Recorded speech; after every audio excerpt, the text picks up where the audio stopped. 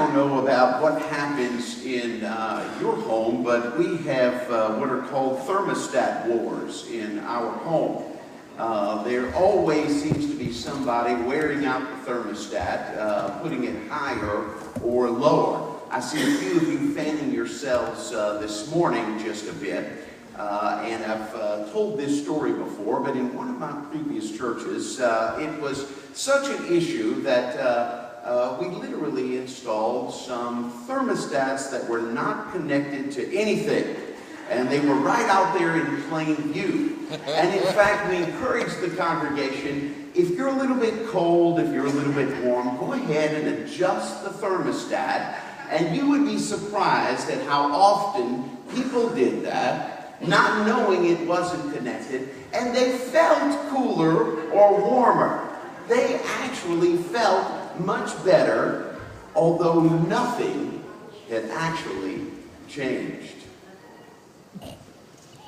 Great book I've been reading by Dr. Timothy Jennings is entitled The God-Shaped Brain: How Changing Your View of God Transforms Your Life. He has a background in neuroscience, in psychiatry, and what he speaks about is the perspectives that we have on God and how they shape our behavior, how they shape our health, how they shape everything about us. And he says it becomes telling to ask people, how do you see God? What is your perspective on who God is? And as he would listen, it becomes rather predictable to see how people's lives are shaped by those perspectives. The God-shaped brain: how changing your view of God transforms your life. Now, it might be possible to take that and that story about the thermostat and so many similar stories we might have and say, well, it's just a matter of adopting a different idea. Even if it's disconnected to anything real, if I think of something, well, it will alter who I am. And to some extent, that's true. But that's not what Jesus does. In fact, Dr. Jennings, believers and followers of Jesus for millennia have come back to Jesus' words, his life, his ministry, to find insight into who God is. That it might not be you and I simply adopting a perspective about who we might like God to be, but finding in Jesus a revelation of who God actually is. And if you pause for just a moment, that really was what Jesus was all about, wasn't it? Now, we could take Jesus' life and ministry from a variety of perspectives, but Jesus said over and over and over again, I have come to show you who God is, to reveal the Father. That was really the core of what Jesus was about. He said, I have come to show you in my words, in my actions, in my life, who God the Father is. And so he shares these beautiful words that are designed to give us insight into who God is. That you and I might align ourselves with not just a hopeful perspective on God, not just one that we think is nice or cute, but that we might align ourselves with the perspective that Jesus has come to reveal about God. And so he says, ask, seek, knock. And then he pauses, he backs up a bit, and he says, listen, let me draw an analogy for you.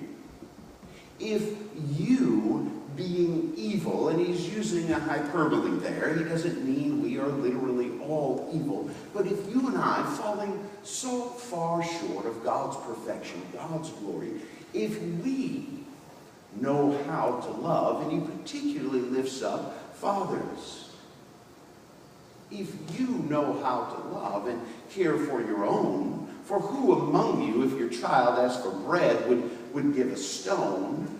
Who among you, if a hungry child comes, instead of giving a fish, would give a snake? We're not like that. So if this about us, then how much more this about God? And he opens to us a beautiful picture of our Father in heaven. And he says, this is what I have come for, to bear God's heart toward you. He gives us a glimpse of the Father heart of God. He does nothing short but redefine what Father means in terms of God's relationship to us. As much as we might celebrate fathers on this day, and I hope that you have much to celebrate concerning your father, your grandfather, fatherly figures in your life, the truth is we know we fall short. We're not perfect at all. In fact, I was thinking recently about just that. I was thinking back a few years ago. Paige and I were in that place. Some of you remember long ago, some of you not that far back, when you had to choose a name for your child. Do you remember that? Maybe you had one of those baby books with all of the names in it, and you would leaf through that. Maybe you were thinking about family names, but no doubt what came up was people you had known with those names. And I remember vividly lying in bed thinking about names for children to come. And I would say, well, what about this name? No, definitely not that name. What's wrong with that name? I knew somebody who was called by that name. You know what I'm talking about. Now, I'm not going to name any names because, well, it might be your name or someone in your family.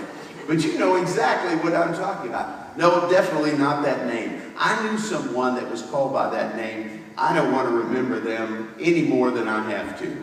Definitely not a name I want to give to a beloved child. And don't we make those associations? My first thought was how ludicrous, how crazy to let someone who had this name rob me of a name that I might like to give to my children. But don't we all do that? Don't we make those associations knowing that that person doesn't own that name?